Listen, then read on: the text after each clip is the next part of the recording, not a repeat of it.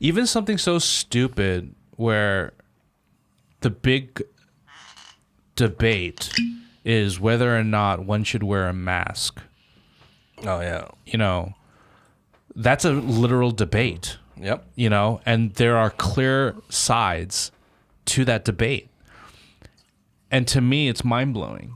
And I had a recent, small conversation with somebody that was pro anti-mask, and his perspective is that this is in the States. Of course. Okay. Of course. Okay.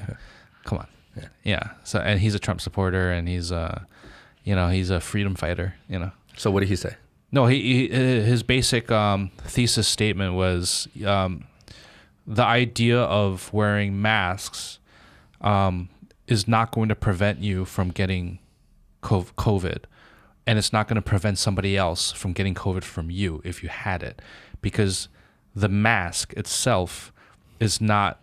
It as a barrier for the virus means that the virus needs to exist, and to him, the virus does not exist because the idea of a virus is self-made. So it's because your body is like, his analogy is it's like a garbage can. It's like you have, you put garbage out and it's nasty and dirty and there's flies everywhere. But you can have the same garbage can without garbage in it. There's no flies in it. So it's like, yeah. What? That doesn't make any sense. What the fuck are you talking flies about? Is like, it's like the virus, right? It's like attracted to garbage, and if your body is like, so if you're a healthy body, you can't get the virus. Yes. The virus won't be. Yeah, so it's like healthy mind, and it's like, yeah, and I'm like listening to this, I'm like, what? So he's on a different planet. But here's the thing, he's on another planet. Yeah, but here's the thing, it's like, it's not just him. Oh, I know. Because it started on Facebook. We're having this conversation, and there's a whole group of people that are just... So they don't believe anything the medical professionals are saying? Well, they're saying that it's like the idea of a virus is that like it's getting blown out of proportion. So they think it's like a conspiracy? For control. So they're like, they think it's a conspiracy? Yeah, sure. And there's a whole group of people that think that way. Or they think that the numbers are exaggerated. Yeah. And it's not really that bad. But that's just a different in their mind, form of conspiracy. So in their mind, because it's not just the U.S. that got hit by this virus, it was a global thing.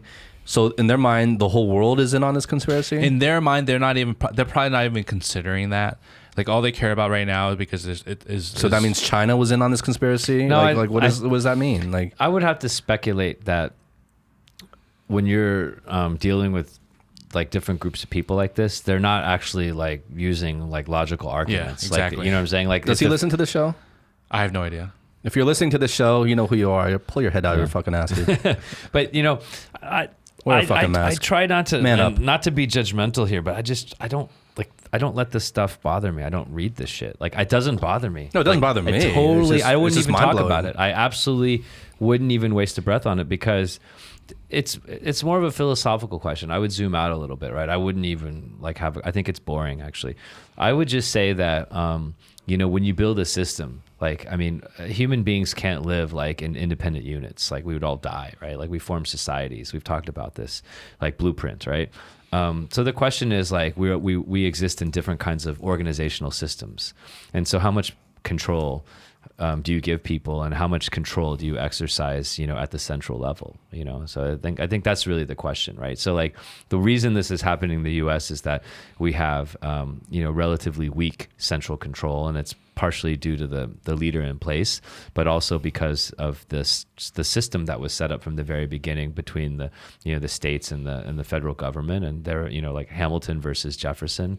I think Hamilton was an advocate of like the stronger kind of federal system. We call it federal here in China. We call it central.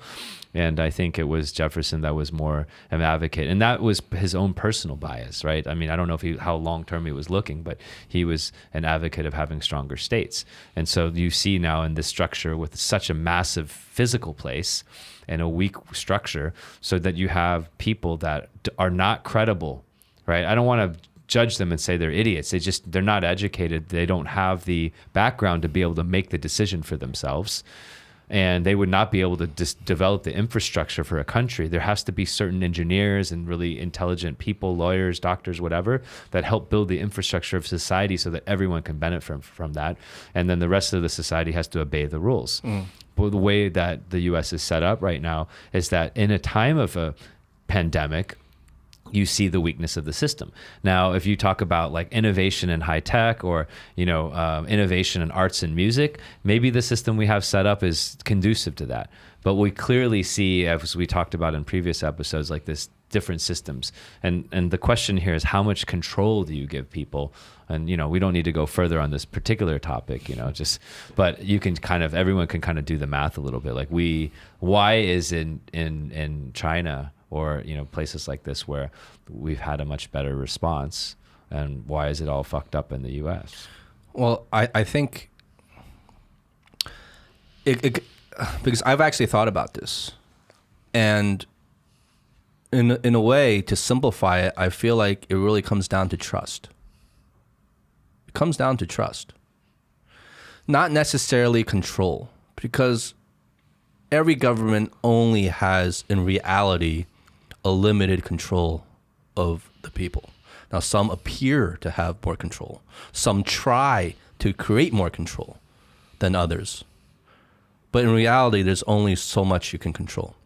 So I feel like what's happening in the US, and like you say, the coronavirus current pandemic and everything is exposing the weaknesses, is a lack of trust. People have no trust for governing bodies there. Whether it's local, state governing bodies or federal, there's very, very little trust. So what happens when there's very, very little trust? People start forming their own ideas regardless of what the information or the professionals or the authority figures or whoever is saying. So there's no trust in the media. There's no trust in the government. There's no trust in leadership. There's no trust in the policing. There's zero trust. So when there's zero trust, people are just going to be like, fuck it. I'm going to think what I think, and fuck what you say. I'm going to do what I want to do. Because there's zero trust. Why should I listen to you? But they also get, yeah. And that's manifesting in many different ways, both racially, through this pandemic, politically. There's just no more trust going on. And if we want to draw parallels, I'm not saying that all the Chinese citizens trust the government here. I'm not saying that.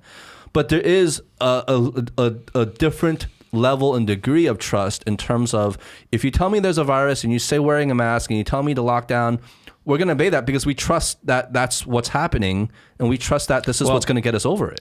But over there's no trust. Like, if you tell me to lock down, fuck you, I'm not locking down. I don't even believe there's a virus. Like, there's zero trust. Well,